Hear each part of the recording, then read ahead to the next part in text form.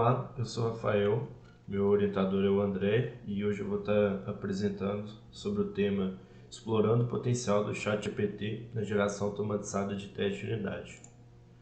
Bom, primeiramente a agenda de hoje, vamos começar com uma introdução, depois eu vou falar um pouco do projeto selecionado, em seguida eu vou falar da geração dos testes com o ChatGPT, depois eu vou falar sobre os desafios encontrados e por fim uma análise dos resultados.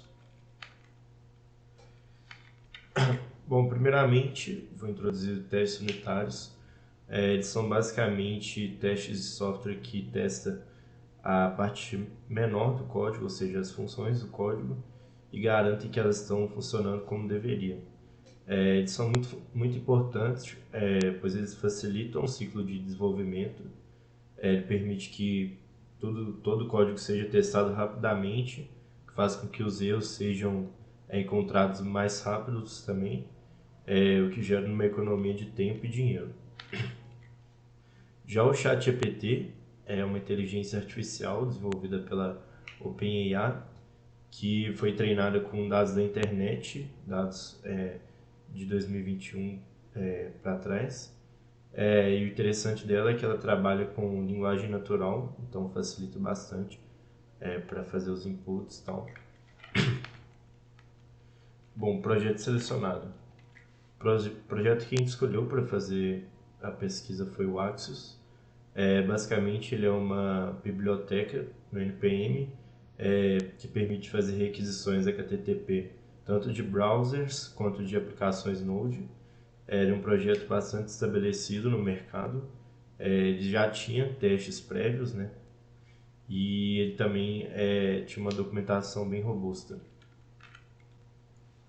Bom, aqui os dados da cobertura prévia desse projeto, né? Cobertura dos testes feitos pelos desenvolvedores.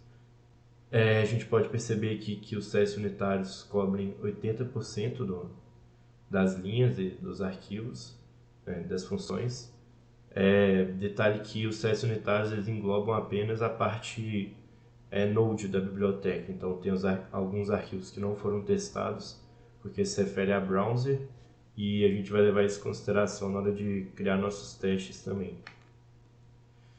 Bom, agora eu vou falar um pouco sobre a geração dos testes com o ChatGPT. Basicamente, a metodologia utilizada foi, em primeiro lugar, isolar o arquivo que vai ser testado, né?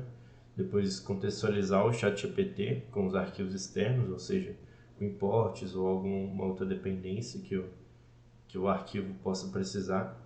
Inserir o arquivo que vai ser testado no ChatGPT, exportar a resposta do chat para o nosso projeto, executar a suíte de testes e se tiver acontecido algum erro, o teste falhou ou quebrou alguma coisa, a gente vai tentar fazer com que o próprio ChatGPT identifique e corrija o erro. Aqui um exemplo então, né, da geração de um teste. Nesse caso aqui a gente está testando o arquivo build_fullpath.js.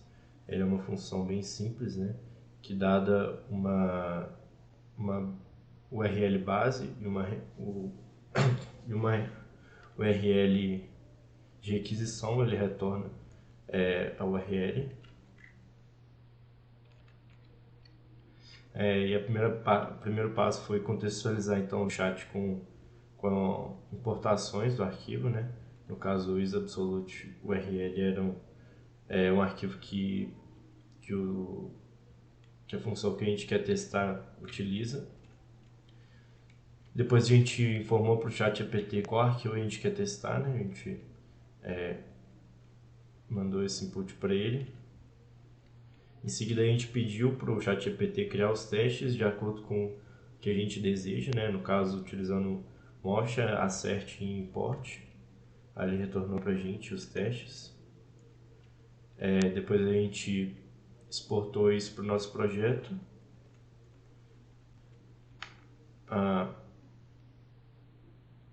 E agora eu vou falar um pouco dos desafios encontrados. Bom, o primeiro desafio foi uma grande gama de testes que o ChatGPT trouxe para a gente que falhava ou dava algum erro. Aqui um caso bem claro disso. A gente estava testando essa função toArray, que tem como finalidade converter algum parâmetro em array, inclusive uma string, e o ChatGPT retornou para a gente que a string hello deveria se retornar null nessa função, que não é verdade, né? Deveria retornar um array com chars. Aí o próximo ponto que a gente encontrou dificuldade foi tentar fazer que o ChatGPT corrija esses testes. Então a gente informou para ele, né, que estava errado. Aí ele falou que o problema estava na implementação da função, que não é verdade. Em seguida a gente informou que a função está correta e insistiu novamente para ele corrigir o teste, mas ele insistiu no erro. A gente foi um pouco mais específico, informando qual parte do teste estava errado. E mesmo assim ele continuou informando que o teste estava certo, assim como a função. A gente informou para ele que a função está correta. Aí posteriormente a gente falou de novo que o teste está errado. E ele fez uma alteração que não faz muito sentido, né? Ele começou a comparar a string com um array vazio. Por fim, a gente tentou ser mais específico onde estava o erro, informando que a função permite converter string em array, e ele voltou a comparar com nulo, que não faz muito sentido. A gente foi um pouco mais incisivo para aí sim ele retornar para a gente um teste de qualidade, né, que a gente realmente queria testar.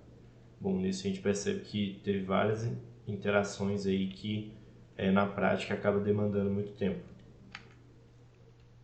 Outro ponto que apareceu foram testes não determinísticos, que nesse caso ele está testando uma função que de fato faz uma requisição HTTP, né, HTTP Adapter, e ele está usando para isso a URL example.com, que é uma URL que está disponível na internet, mas que por qualquer motivo, se ela ficar fora do ar ou se nosso teste não tiver acesso a ela, esse teste vai falhar.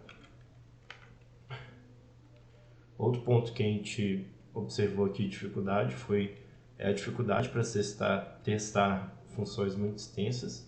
Então essa função aqui no caso tem cerca de 500 linhas, e para conseguir teste de qualidade a gente teve que fazer muito contato com o chat, né?